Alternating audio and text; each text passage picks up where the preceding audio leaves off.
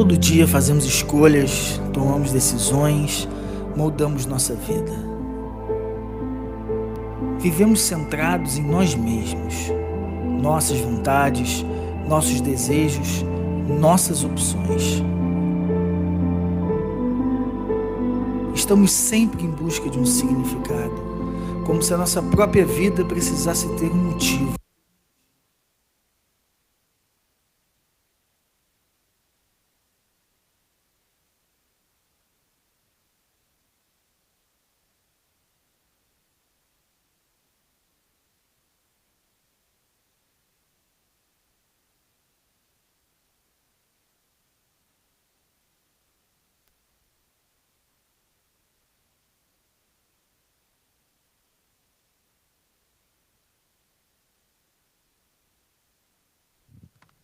Show, chegou.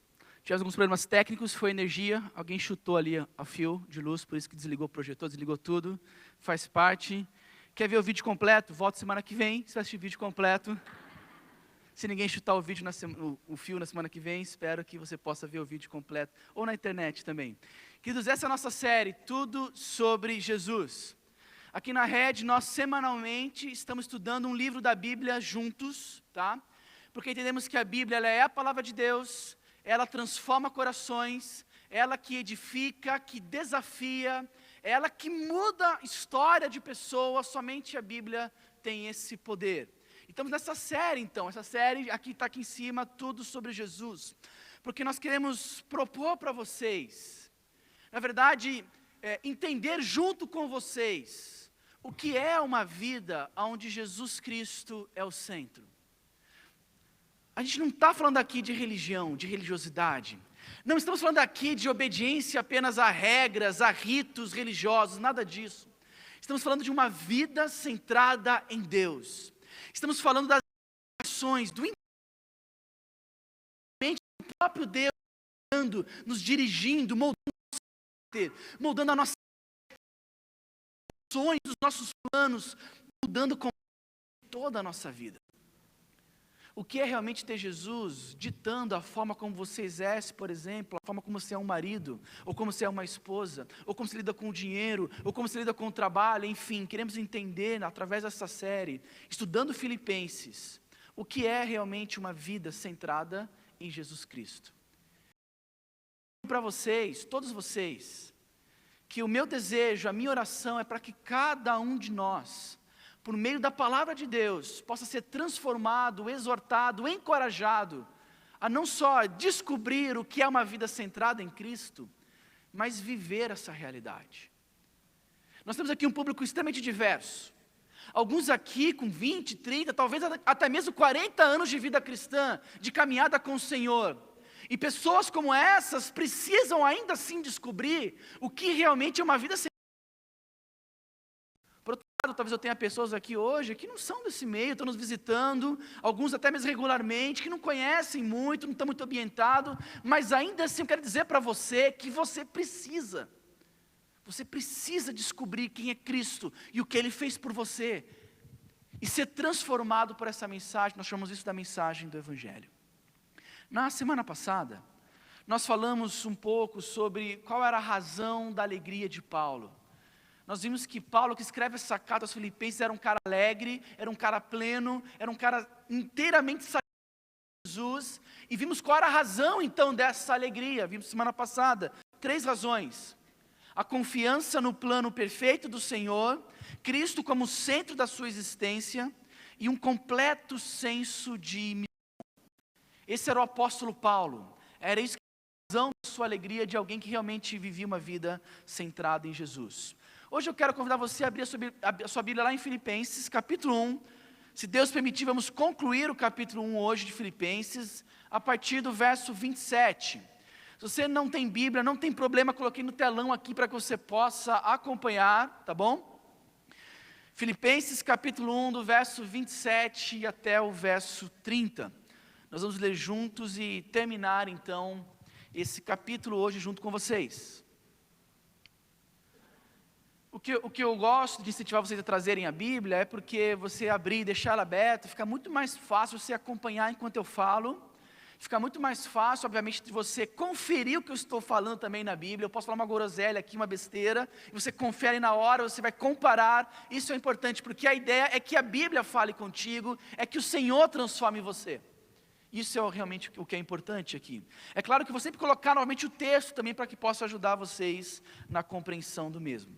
Vamos lá, lê comigo aí, diz assim: não importa o que aconteça, exerçam a sua cidadania de maneira digna do Evangelho de Cristo, para que assim, quer eu vá e os veja, quer apenas ouça a seu respeito, em minha ausência, fique eu sabendo que vocês permanecem firmes, num só espírito, lutando unânimes pela fé evangélica, sem de forma alguma deixar-se intimidar por aqueles que se opõem a vocês.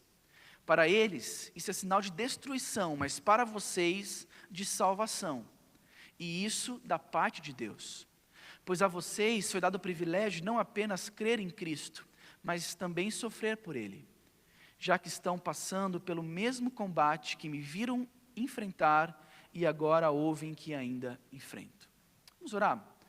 Se você puder fechar os teus olhos, um sinal de respeito, um sinal de concentração, puder talvez falar com o Senhor nesse instante por alguns segundos. E eu quero sugerir para que você nesse instante ore por duas coisas. Primeiro, eu quero que você ore para que durante a minha pregação, para que eu, Tiago, que estou aqui na frente, alguém que carece demais da graça de Deus, alguém tão pecador quanto você, eu quero que você ore para que Deus possa me usar, se assim Ele quiser nesse instante. Pode falar, seja sincero com o Senhor, diga assim: Senhor, ajuda o Tiago a não estragar tudo, pelo contrário, apenas usa a vida dele.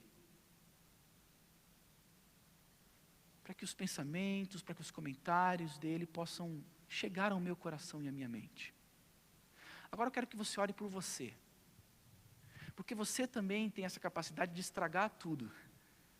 Ore para que nos próximos minutos, a tua atenção, a tua mente, a tua concentração não esteja em nenhum outro lugar, mas para que possa estar no desejo de ouvir, de querer ouvir a voz de Deus, e por essa voz ser transformado, edificado, encorajado, exortado, para que Deus fale ao seu coração essa noite.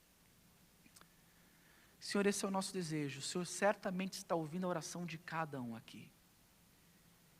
Obrigado, porque não depende de nós o Senhor ouvir a nossa oração, depende apenas do Senhor, e o Senhor ouve a nossa oração, o nosso clamor. E peço, Deus, para que o Senhor atenda nesses próximos momentos das nossas orações, de que o Senhor fale conosco, nos edifique e nos transforme pela Tua palavra. Em nome de Jesus que nós oramos. Amém. Eu já falei várias vezes aqui que eu sou um grande fã de filmes e de séries, acho que vocês sabem disso, né? Aliás, hoje é um dia especial, né? Hoje é o dia do Oscar, né? E é um bom dia para falar um pouco sobre filmes e séries. Eu sempre curti, desde moleque, sempre gostei de ir no cinema, gosto demais de ir no cinema. Quando eu gosto do filme, eu vou 2, 3, 4, já cheguei 4 vezes ver o mesmo filme. Já fiz diversas vezes com a Mirinha, sessão dupla, um filme após o outro. Você sabe o quanto eu curto filme. E para começar essa mensagem de hoje, eu lembrei de um filme que me marcou profundamente. Existe uma grande criança aqui dentro de mim, e um dos gêneros preferidos dos filmes que eu gosto é filmes de super-heróis. E tem um filme em especial que marcou esse gênero dos filmes do super-herói, foi o Homem-Aranha, lá em 2002. Se você é um pouquinho nerd, curte cultura nerd, você vai saber da importância que esse filme Homem-Aranha, lá de 2002, tá ok? Teve para esse universo de filme de super-heróis, porque foi um filme que foi muito bem sucedido, e a partir dele incentivou todos os outros filmes a existirem desse gênero de super-heróis. Talvez você não curta, óbvio, a gente respeita isso, mas eu gosto demais. É uma grande criançona aqui dentro que gosta de ver esses filmes. Eu lembro bem que em 2002 eu não podia ir no cinema, quando lançou Homem-Aranha. Eu lembro que eu estava no seminário, e o seminário que eu estudava era proibido ir no cinema. Olha que loucura, isso é insano, eu sei, eu não concordava. Mas uma vez que eu era aluno, eu tinha que me submeter a essas regras. Então acredite vocês, por mais que tenha essa paixão por cinema, por filmes, eu fiquei 5 anos da minha vida sem ir no cinema. E Homem-Aranha eu assisti no meu quarto, com legenda em coreano. Olha que doideira, né? Não podia ir no cinema, mas ver pirata no quarto podia, era assim que funcionava, né? E eu lembro que um dia eu entrei no quarto de um colega, acho que era um dia à noite, e os caras estavam vendo Homem-Aranha em coreano. E eu, naquela dúvida, né, não sabia se eu assistia ou não. Vem, né, aquela vozinha lá no fundo, vai, assiste, é pirata, não tem problema, né? Peca só uma vez, né? E outra vozinha, não, cara, tá errado, é filme pirata, você não pode ver esse filme, né? E eu, obviamente, como um bom seminarista, fui lá e vi o filme, tá? Em coreano. E por que toda essa volta? Porque nesse filme tem um trecho, uma frase, que ficou eternizado na história do cinema, porque é uma frase de muita, mas muita sabedoria. E eu não quero falar para vocês essa frase, eu quero mostrar para vocês. Pode passar aí para mim, Aline.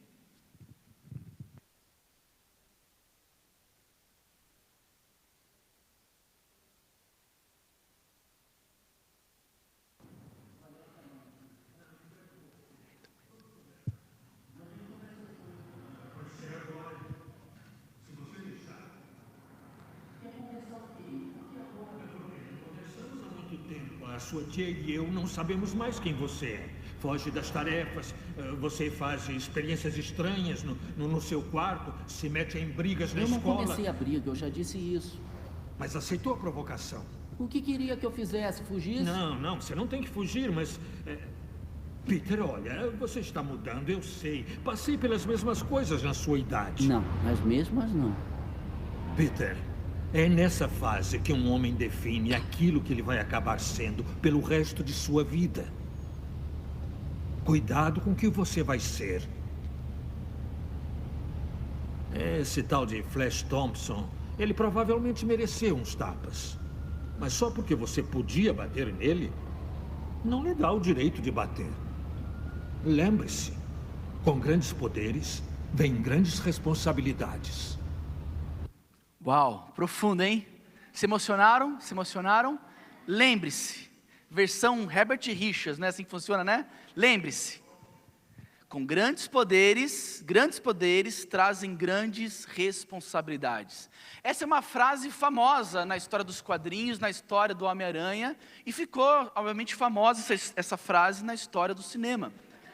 Grandes poderes, aí até coloquei aqui, dei o crédito, porque foi o Tim Ben que disse essa frase, né? Então eu tive que dar o crédito, obviamente. Você sabia que essa frase, ela tem muito mais a ver com o Evangelho do que você imagina? Essa frase tem muito a ver com o texto que nós vamos estudar hoje. Acredite você. O tio Ben aqui, em toda a sua sabedoria, ele propôs algo muito interessante que vai até mesmo guiar o nosso estudo dessa noite. Grandes poderes trazem grandes responsabilidades. Entenda bem, quando alguém nos prega o Evangelho, quando nós entendemos aquilo que Deus fez por nós, a Bíblia usa a linguagem de que Deus opera com o seu poder uma transformação em nós. Para você ter uma ideia, o autor lá de Atos, Lucas, capítulo 1, versículo 8, ele diz que quando o Espírito desce sobre nós, Espírito Santo, nós receberíamos poder. O próprio Paulo vai dizer lá em Timóteo, que Deus não nos deu um espírito de covardia, mas um espírito de poder, de amor, ou de equilíbrio. Em outras palavras, compreender o Evangelho, ter a sua mente aberta, é um milagre de Deus, mas ter a sua mente aberta e compreender o que Deus fez por você, de maneira muito simples. Você é completamente afastado de Deus, você é um pecador afastado de Deus, Deus ainda assim te amou, Jesus Cristo morreu por você para que você pudesse ter novamente acesso a Deus, essa é a mensagem do Evangelho. A Bíblia diz que quando você compreende isso, você experimenta o poder de Deus agindo em você. E como já dizia o nosso tio Ben, grandes poderes trazem grandes responsabilidades. E eu penso que Paulo vai nessa mesma direção nessa passagem. Para começar a estudar esse texto aqui de Filipenses, a partir do verso 27, você precisa ser lembrado de algumas verdades importantes sobre esse livro. Em primeiro lugar, você precisa compreender para quem Paulo está escrevendo, algumas informações importantes que são colocadas aqui. Você precisa lembrar, em primeiro lugar, que Filipos, essa cidade, a cidade de Filipos, era uma das principais cidades romanas fora da Itália. tá bom? Era uma das principais cidades do Império Romano, mas estava fora da Itália, era a cidade de Filipos. Eles tinham um enorme orgulho por serem cidadãos romanos. Eles se orgulhavam disso, era um status, sim. Lembra? Roma comandava todo mundo conhecido. Logo, se você fosse um cidadão de Roma, era um grande privilégio, obviamente, e eles se orgulhavam demais disso. Agora, o que Paulo vai mostrar aqui na relação com os filipenses, é que por causa do Evangelho, por causa daquilo que Cristo fez na vida deles, eles passaram a ter uma outra cidadania, muito mais importante e relevante. Aquelas pessoas, os leitores dessa carta, se tornaram cidadãos do reino dos céus. Isso é muito mais relevante e muito mais importante do que ser um cidadão romano. E aqui então, nesse trecho, Paulo ele começa logo no início do 27, usando uma palavra até mesmo difícil de interpretação, mas de alguma forma, a tradução dessa palavra chama a atenção para esse texto. Algumas versões, a versão que a gente leu aqui, foi até mesmo traduzido como não importa o que aconteça. Outras versões foram traduzidas como acima de tudo. O fato é que Paulo ele quer dar uma ênfase especial para esse texto. Até então ele estava falando dele, ele estava encorajando a igreja, falando de si próprio, do seu exemplo e testemunho, da razão da sua alegria, mas agora inverte, e nessa inversão, ele quer chamar a atenção dos leitores. É por isso que no início do verso 27, traz essa ideia de não importa o que aconteça, ou talvez a ideia de acima de tudo. O que Paulo quer colocar aqui é a ideia de que, olha, pessoal, prestem muita atenção, fiquem ligados. Porque eu estou prestes a falar é algo relevante e importante para todos vocês. Então esse alerta talvez é importante para a gente também, certamente é. Então fiquem ligados, não importa você um adolescente, um jovem, um adulto, solteiro, casado, um idoso, não importa, fiquem ligados, porque essa passagem tem muito a nos ensinar. E depois então de chamar a atenção para o texto, dar um destaque para o que ele está prestes a falar, o que ele diz? Exerçam a sua cidadania da maneira digna do Evangelho. É interessante que a palavra que ele usa para exercer a sua cidadania, é uma única palavra no grego, é a palavra poliomai no grego, e é a palavra que deu origem à palavra política. Olha que interessante. E o que Paulo quer dizer aqui, é a ideia de exercer uma cidadania consciente de suas responsabilidades. É isso que originou a palavra política. Ela comunica o conceito de cumprimento dos deveres que todos nós temos como cidadãos. Teoricamente, um político, olha que loucura, mas um político deveria ser um cidadão exemplar e consciente de suas responsabilidades para com o outro. Essa definição, ou melhor, a definição da palavra político, por exemplo. O que Paulo coloca aqui é que talvez o principal foco desse texto, que o foco do texto sugere, é que uma vez alcançados pelo Evangelho de Jesus, acho que vai ter esse slide aqui, uma vez alcançados pelo Evangelho de Jesus, isso nos levará a ter responsabilidades enquanto cidadãos do reino dos céus. O foco então principal desse texto é uma vez alcançados pelo Evangelho de Jesus, isso nos levará a ter responsabilidades enquanto cidadãos do reino dos céus. Por isso então lá no início, grandes poderes trazem grandes responsabilidades. Quando o apóstolo Paulo coloca aqui, quando ele afirma, vivam, exerçam essa cidadania nova de vocês agora, essa cidadania celestial, vivam isso de maneira digna do Evangelho, a palavra que ele usa aqui traz a ideia talvez de uma vida coerente. Em outras palavras, você é aquilo que você crê. Você vai exercer a sua cidadania dos céus a partir daquilo que você crê. É isso que Paulo está querendo dizer aqui. Você age de acordo com as suas crenças. Logo, se você é um discípulo de Jesus, viva de maneira coerente com aquilo que você diz ser. Todos nós aqui, sem exceção, vivemos de acordo com o que nós cremos. Se você, por exemplo, crê na não existência de Deus, você vive uma vida, você tem costumes, a sua agenda revela aquilo que você crê. Obviamente, se você crê que Deus existe, que Ele é real, que Ele fez algo no seu coração, na sua vida, que Ele te deu uma nova cidadania, além da brasileira, do reino dos céus, Paulo está colocando, viva de maneira então coerente. Só nesse início, já tem muitas coisas para a gente se debruçar, pensar juntos aqui. Porque é desafiador pensar que logo de cara, Paulo quer fazer aquela igreja pensar nessa relação entre crença e vida. Paulo talvez quer tirar aquela igreja e nos tirar dessa zona de conforto e nos levar a pensar com respeito à coerência da nossa fé. Deixa eu me perguntar, você tem vivido de maneira coerente com aquilo que você crê? Você está atento nas responsabilidades oriundas do poder salvífico de Cristo na sua vida? Eu gastei agora, né? Eu até vim aqui. Responsabilidades oriundas do poder salvífico. Gastei o português aqui, né? Mas você tem noção das implicações daquilo que você crê, e você tem vivido obviamente, segundo essas implicações? Ao estudar essa passagem, eu achei uma frase do Carson, que eu achei fantástica, vou colocar aqui para vocês. Olha o que Carson disse: em todas as eras, e também hoje em dia, o maior obstáculo ao avanço do Evangelho tem sido a inconstância dos cristãos. A mensagem do Evangelho é muito mais eficaz quando a vida dos cristãos testifica dela. Isso nos traz grandes responsabilidades. Mais uma vez, Carson e o tio Ben falando de responsabilidades aqui. Ou seja, infelizmente, o que muitas vezes atrapalha do Evangelho se espalhar no mundo é a incoerência dos cristãos com respeito à vivência dessa mensagem. É por isso que Paulo então nos chama a atenção e fala: você crê? E se você crê, você vive de acordo, de maneira coerente com aquilo que você crê, como um cidadão não romano, mas cidadão dos céus. Vocês lembram daquela história, pessoal, uma história que talvez acho que eu mesmo já usei essa história em algumas pregações, mas já viu aquela história fictícia, mas tem um bom ensinamento, de Alexandre o Grande?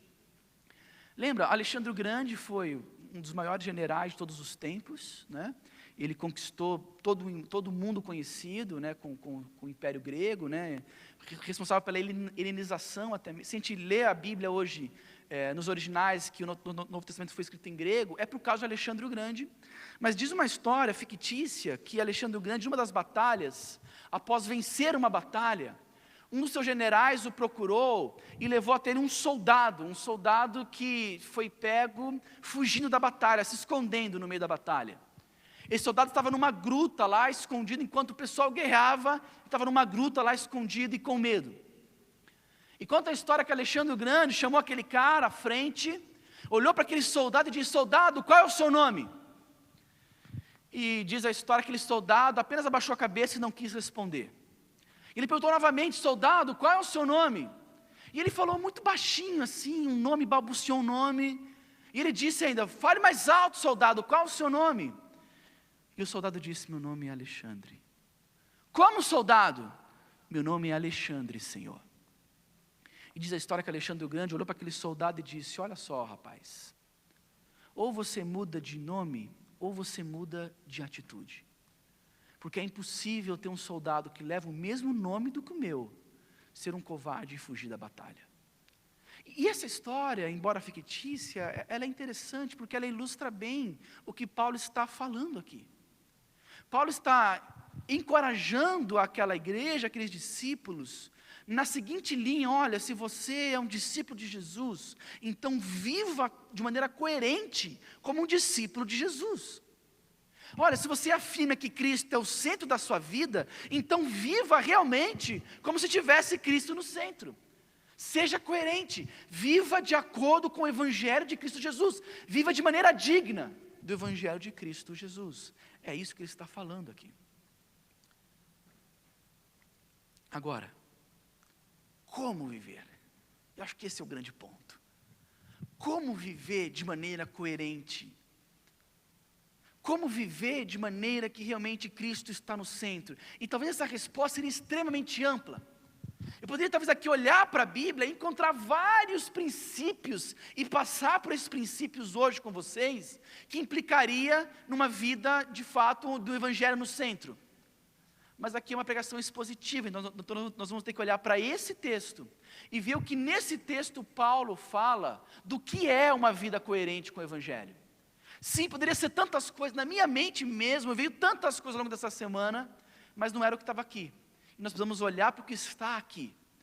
E a partir do que está aqui, perceber o que é uma vida coerente com o Evangelho de Cristo Jesus. 3 áreas, tá bom? Eu quero rapidamente olhar com vocês para 3 marcas de uma vida coerente com o Evangelho de Cristo. A primeira delas está aí no verso 27. E a primeira delas é a unidade, é o viver em unidade. Andar em unidade, preste atenção, é tão importante que é um dos sinais claros de que você não só compreendeu o Evangelho, como está sendo coerente com a sua crença. Deixe-me confessar algo para vocês. Ao estudar essa passagem e olhar para esse primeiro ponto, eu fiquei um pouco decepcionado. Porque talvez eu esperava algo mais forte aqui, algo mais contundente, algo que ficasse mais claro do que é realmente ser um discípulo de Jesus e viver de maneira coerente com o Evangelho. Mas aprove o próprio Deus inspirar Paulo para dizer que a primeira marca seria esta, unidade. Olha o que ele diz no verso 27. Não importa o que aconteça, exerçam sua cidadania de maneira digna do Evangelho de Cristo, para que assim quer eu vá e os veja, ou quer apenas ouça a seu respeito em minha ausência. Lembra, Paulo estava preso em Roma, ele escreve lá para Filipos, ele pretendia ser solto e visitar a igreja novamente, ele não sabe se isso vai acontecer, então ele coloca as 2 situações aqui, mas olha lá, ainda que eu não vá aí, eu quero ficar sabendo do quê? Que vocês permaneceram firmes, num só espírito. Unidade. Permanecer firmes num só espírito, unidos em uma só alma, essa expressão de uma outra linguagem, de uma outra tradução também. E eu fiquei me perguntando, por que isso é importante? Por que essa é uma marca de alguém que está sendo transformado por Jesus? Por que essa é uma marca de alguém que está sendo coerente com o Evangelho? Eu não estou compreendendo aqui. E certamente ao estudar e pesquisar, me veio 2 respostas. A primeira resposta do porquê realmente isso é importante, preste atenção, é porque Deus está salvando um povo para si, e não apenas indivíduos isolados. Olha aqui um autor que eu não achei o nome, mas eu coloquei aqui, olha o que ele escreveu. A obra redentora de Jesus não apenas provê perdão para os nossos pecados, como também foi passo fundamental para que Deus criasse um povo para Ele. Este povo se chama Igreja. Desta forma percebemos que Deus está salvando um povo e não indivíduos isolados. Isso não é apenas teoria, nossas vidas devem expressar a realidade da nossa existência como povo de Deus. Negar isso buscando o individualismo ou a independência é o mesmo que se isolar de forma clara dos propósitos de Deus. E a igreja local é o contexto que Deus escolheu para que essa expressão de povo aconteça. A proposta de Paulo é que a coerência com o Evangelho é você realmente se conectar a Cristo por meio da unidade da igreja local.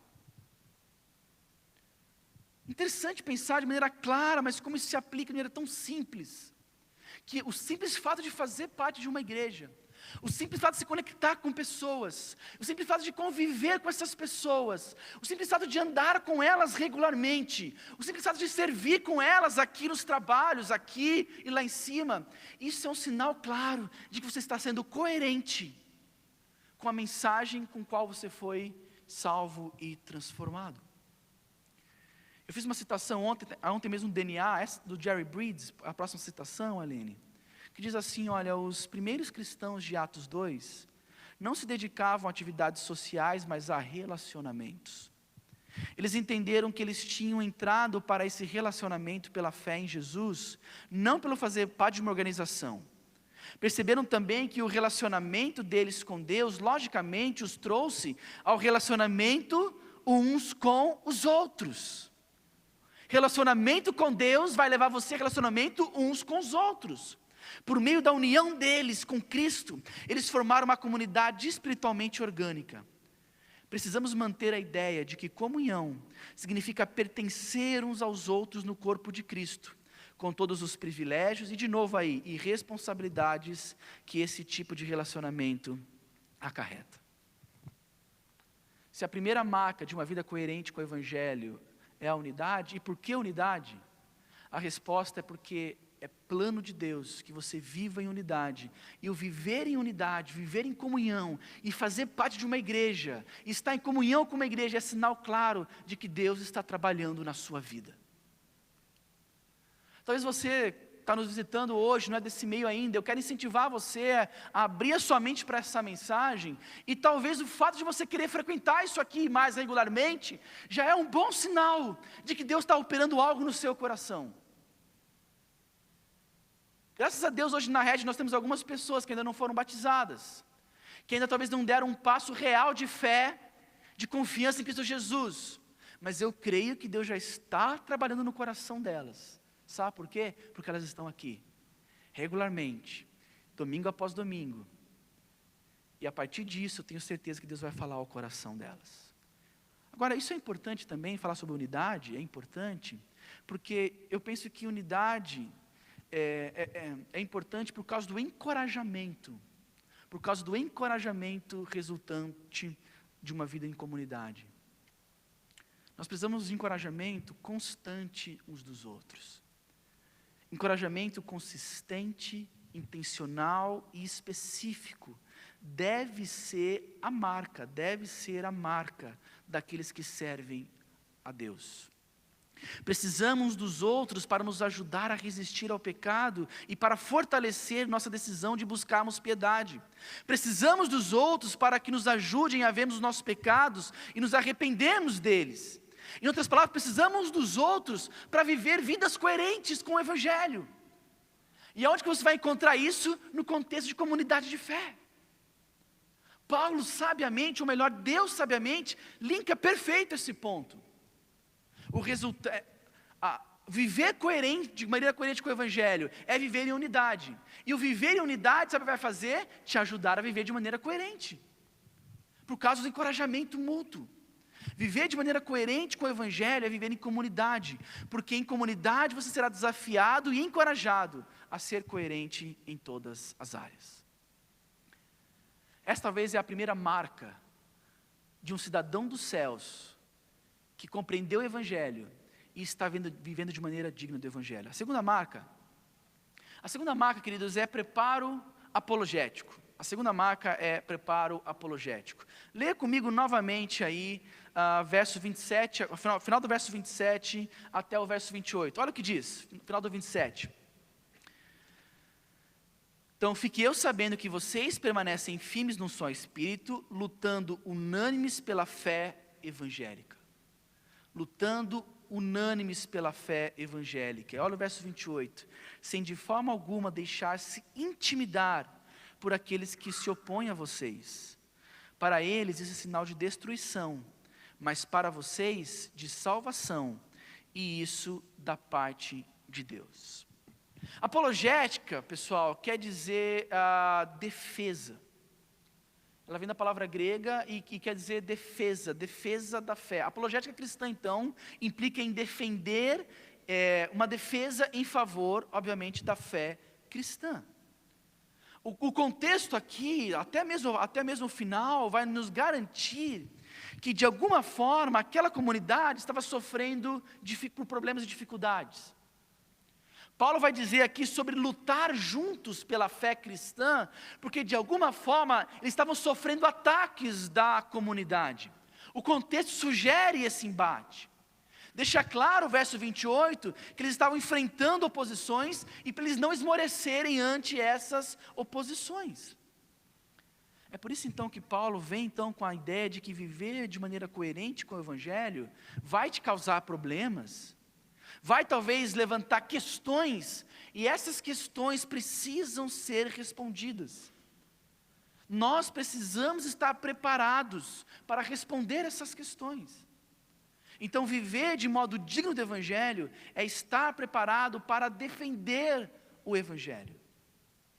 Deixa eu perguntar para você, você está preparado para defender o Evangelho? Você está preparado para defender aquilo que você crê?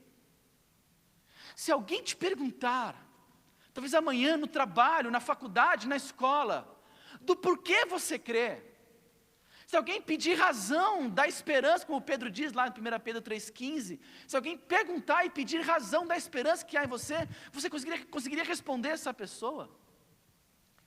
Se alguém chegar para você e falar assim, vem cá, você estava onde ontem à noite? Eu estava numa igreja cristã. É mesmo, é? E vem cá, mas por que você estava lá? Você acha realmente que é verdade isso? Você está preparado para responder, ainda que questões elementares, mas essenciais da fé cristã? O que Paulo está ponderando aqui é que viver de modo digno do Evangelho é estar preparado sim para defender o Evangelho. Existe um livro muito legal, chamado Em Guarda, do William Lane Craig. Ele talvez é um dos grandes defensores da fé cristã hoje no mundo. É uma autoridade em apologética, o cara manda muito bem, ele escreve muito bem, tem vários vídeos dele no YouTube. E no seu livro, Em Guarda, ele dá 3 razões pelo qual a apologética é importante. Ele dá 3 razões para que eu e você, não só nos interessemos por esse assunto, mas nos aprofundemos em, de fato, aprender a defender a nossa fé. Eu quero dividir com vocês rapidamente essas 3 razões. A primeira delas, ele diz que apologética é importante para influenciar a cultura. Olha o raciocínio dele é genial. O Craig afirma que se os cristãos não souberem defender o Evangelho, se eles não souberem explicar o que eles creem e por que creem ao longo de uma geração, a possibilidade da geração seguinte olhar para a mensagem cristã com desdém, ou como algo, gente maluca, sem sentido, é enorme. E o nosso alcance ficará comprometido. É mais ou menos isso, que aconteceu na Europa, por exemplo. Não sei se você sabe disso, mas hoje a fé cristã está praticamente morta na Europa. Hoje, os jovens europeus, os jovens adultos europeus, não querem saber nada de fé cristã. Sabe por quê? Porque por falta de apologética, eles perderam uma geração. Essa nova geração que veio, cresceu num ambiente cultural, onde a fé cristã não faz o mínimo sentido. Cresceram num ambiente cultural, onde acreditar em Jesus é a mesma coisa que acreditar em Papai Noel ou Coelhinho da Páscoa. Isso não faz sentido, isso é irracional, eles dizem. É por isso que Craig está dizendo que é importante a apologética, para influenciar a cultura. Olha o que ele diz: se os cristãos puderem ser treinados para fornecer sólidas evidências daquilo em que creem, e boas respostas para as perguntas e objeções daqueles que não creem, então a imagem que se tem do Evangelho vai pouco a pouco a mudar. E ele conclui: essa prática de apologia pode contribuir a formar argumentos evidentes que ajudarão a criar uma cultura na qual a fé cristã seja vista como algo razoável. Esse é o ponto. De certa forma, é você se preparar para que a partir do primeiro momento que alguém zombar do Evangelho, você com uma autoridade dada por Deus e conhecimento que Deus também você se preparou, você não vai deixar ele zombar do Evangelho. Você vai responder de maneira humilde, é verdade, mas sábia, com autoridade. E aquela pessoa fala assim: realmente faz sentido a fé cristã. Eu posso até não acreditar. Eu posso até não crer no que você crê. Mas eu não posso dizer que não faz sentido. Eu não posso dizer que você de fato se preparou, é inteligente e faz sentido a sua fé. Isso é importante. Em segundo lugar, Craig vai dizer que a apologética é importante porque ela fortalece os cristãos. Saber defender a sua fé é um bom recurso para você fortalecer a sua fé. Saber se aprofundar nas suas crenças, poder conversar com alguém sobre o que você crê, e até mesmo mostrar de maneira sólida aquilo que você crê, é uma excelente forma de fortalecer a sua crença. É por isso que estudamos, é por isso que nos preparamos. Ele vai dar um soco no nosso estômago, o autor aqui, quando ele faz esse comentário. Olha que loucura. Ele fala sobre trabalho com jovens, por exemplo, que nós não estamos fortalecendo. Olha o que ele diz: em vez de fornecer a esses jovens um bom treinamento na defesa da fé cristã, nós ficamos envolvidos em lhes proporcionar experiências de louvor carregadas de emoção, ficamos nos preocupando com suas necessidades e entretê-los. Não é à toa que eles se tornam presas fáceis para um professor que racionalmente ataca a sua fé. No segundo grau e na faculdade, os estudantes são bombardeados com todo tipo de filosofia não cristã, combinada com avassalador relativismo e ceticismo. Temos que preparar nossos jovens para essa guerra. Estudar apologética é nos preparar para essa guerra que existe, que Paulo está falando aqui, para essa oposição real, e que nós precisamos estar preparados para responder aquilo que nós cremos. Queridos, entenda muito bem, seja você um membro dessa igreja, ou seja você que está nos visitando hoje, o que eu quero propor para você é que a Red deve ser uma igreja que vai te preparar a responder acerca da sua fé, e ao mesmo tempo eu quero que a Red seja uma igreja que vai responder às suas questões. Para você talvez que não tenha fé ainda, sim, a partir de textos como esse, que nos inspiram e nos motivam e nos encorajam a ser coerente com a nossa fé. O ponto é, ser coerente com a nossa fé é saber responder às questões que você talvez tenha. Você não sabe como eu ficaria feliz de poder marcar um café contigo. Você que talvez aqui não é aqui da igreja hoje. Talvez você que está nos visitando de alguma forma, você não sabe como eu ficaria feliz de marcar um café contigo. E talvez poder responder às tuas questões. E poder conversar com você sobre a fé cristã. E poder expor para você, ponto após ponto, o que Jesus fez por você. E assim como Ele transformou a minha vida um dia, Ele pode também transformar a sua. É nisso que nós cremos, e cremos que isso é viver de maneira coerente. E só para fechar, o Craig vai dizer também que a apologética é importante, também porque, como eu acabei de dizer, é a melhor forma de poder alcançar novas pessoas. Olha o que ele diz que é interessante. Quando a apologética é apresentada de forma convincente e com sensibilidade, combinada à apresentação do Evangelho e a um testemunho pessoal, eu até coloquei aí uma vida coerente, o Espírito de Deus fica feliz em usá-la para trazer pessoas para Cristo. Em outras palavras, viver de modo digno do Evangelho é estar preparado para defender o Evangelho. Para fechar, queridos, para encerrar o nosso tempo aqui. A terceira e a última marca de alguém que está sendo coerente com a mensagem do Evangelho é a resiliência em Cristo Jesus.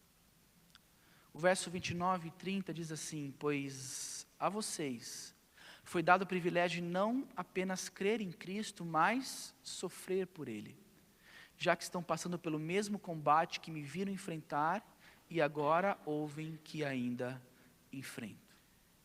Resiliência é a capacidade, pode voltar um ponto aí, Arene. Resiliência é a capacidade do indivíduo de lidar com problemas, de adaptar-se a mudanças, de superar obstáculos ou resistir à pressão de situações mais diversas. É essa a visão de Paulo com respeito a uma vida coerente com o Evangelho. Paulo está querendo dizer para a gente aqui que viver de maneira coerente com o Evangelho é não só suportar os problemas que podem acontecer em decorrência disso, mas sentir um privilegiado. Entenda muito bem, todos vocês, todos nós vamos sofrer. Talvez você já está sofrendo, talvez você já sofreu no passado, e você sabe que essa é a vida, você vai sofrer. Adolescentes sofrem, jovens sofrem, adultos sofrem, casados sofrem, todos nós vamos sofrer. A questão é, pelo que você vai sofrer? Pelo que você vai sofrer? Que vai sofrer é certo, não tem como fugir, essa é a vida. Mas é pelo que você vai sofrer. E aqui nesse contexto, Paulo diz que para um cristão, para que ele compreender o Evangelho, é um privilégio poder sofrer por causa de Cristo. É um privilégio poder sofrer em resultado de uma vida totalmente entregue ao Senhor. Ele faz até referência à oposição que ele enfrentou na cidade, no verso 30, né? Lembra? Paulo foi preso em Filipos. Paulo foi espancado nessa cidade. Ele foi jogado num calabouço nessa cidade. Sim, lá ele sofreu por Jesus. E aquela igreja estava passando também o que Paulo passou no passado. Então ele quer não somente encorajar aquelas pessoas, mas dizer, fiquem tranquilos. Porque se isso estiver acontecendo, é sinal de que vocês estão fazendo um trabalho bem feito. Mais ou menos essa é a ideia.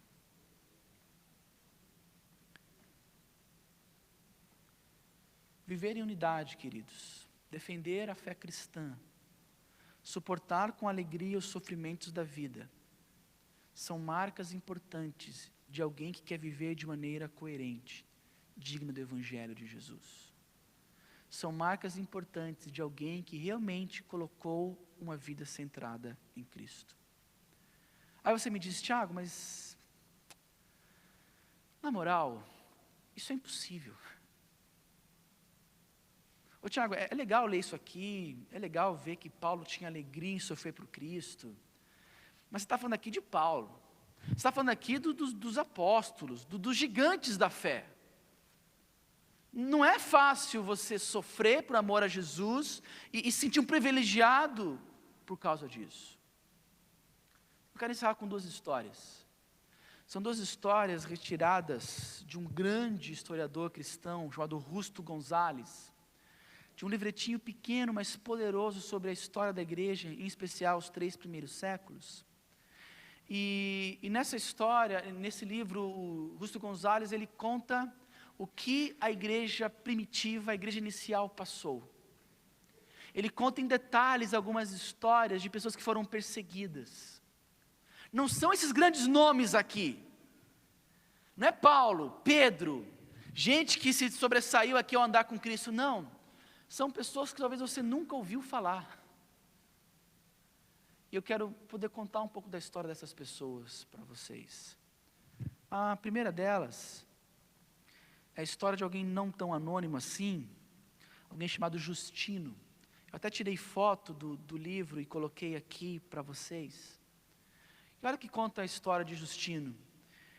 Em todo caso, no ano de 163, isso depois de Cristo, obviamente, Justino e 6 de seus discípulos foram levados diante do prefeito Júnio Rústico. Justino era um filósofo, um dos principais filósofos do 2º século. E ele defendeu a causa de Cristo e por causa disso ele foi preso. Neste caso, como continua a história aí, como entre tantos outros, o juiz tratou de convencer aos cristãos acerca da tolice de sua fé. Na perseguição do 1º e 2º século e 3º século funcionava assim, alguém era preso e o primeiro contato era tentar fazer com que aquela pessoa desistisse da fé em Cristo, fazer com que ela negasse a Cristo. Mas Justino respondeu que, depois de haver estudado toda classe de doutrinas, havia chegado à conclusão de que a fé cristã era verdadeira e que, portanto, não estava disposto a abandoná-la. Como era de costume, o juiz os ameaçou de morte e eles responderam que seu mais ardente desejo era sofrer por amor de Jesus Cristo e que, matando-os, o juiz lhes faria um grande favor. Diante de tal resposta, o prefeito ordenou que fossem levados ao lugar do suplício, onde primeiro os açoitaram e logo depois foram decapitados. História de pessoas talvez não tão famosas assim, mas que viveram de maneira coerente com aquilo que eles criam. Quer ver a última história? E eu quero encerrar com essa história. Porém, a mais destacada de todos esses mártires foi a de Blandina, uma mulher frágil por quem temiam seus irmãos. Quando lhe chegou o momento da tortura, mostrou tal resistência que os verdugos tinham de se alternarem. Quando vários dos mártires foram levados ao circo, Blandina foi pendurada no madeiro, e em meio deles, dali ela os encorajava. Como as feras não a atacaram, Os guardas a levaram de novo ao cárcere. Por fim, nesse dia de tão bárbaros espetáculos, Blandina foi torturada em público de diversas maneiras. Primeiro a açoitaram, depois a fizeram ser mordida por feras, em seguida fizeram-na sentar-se em um assento de ferro quente, e ainda a enceraram em uma rede e fizeram com que um touro bravio a chifrasse. Como em meio de tais tormentos, Blandina seguia firme em sua fé, finalmente as autoridades ordenaram para que fosse degolada. Uma mulher frágil, simples, que talvez você nunca ouviu falar, foi alguém que se tornou um exemplo na história de amor a Cristo, de sofrimento por Cristo, de alguém que viveu de maneira coerente com aquilo que ela cria. Esse é o chamado de Paulo para nós. Esse é o chamado de Paulo para Filipos, esse é o chamado de Paulo para nós, hoje, igreja do século 21. Esse é o chamado para você que está aqui hoje visitando a gente, para que você saiba que o Evangelho é algo tão sério e tão profundo que pessoas morrem por ele. Que Cristo é tão perfeito, é um Salvador tão maravilhoso como nós exaltamos aqui, que nós merecemos viver para Ele, e se necessário for, até mesmo morrer por Ele. Essas são as marcas de alguém que vive de maneira coerente com o Evangelho, e eu espero que essas marcas sejam encontradas em cada um de nós aqui, essa noite. O meu desejo, a minha oração por todos nós aqui, essa noite, é que vocês vivam em unidade, como resultado de uma vida coerente. É que vocês se apeguem cada vez mais à defesa da fé, à apologética. Aprendam a defender a sua fé. Isso é ser coerente com o que você crê. E esteja disposto a sofrer se necessário.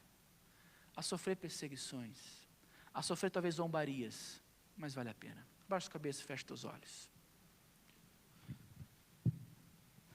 Senhor, por favor, fala ao nosso coração, nós precisamos demais do Senhor.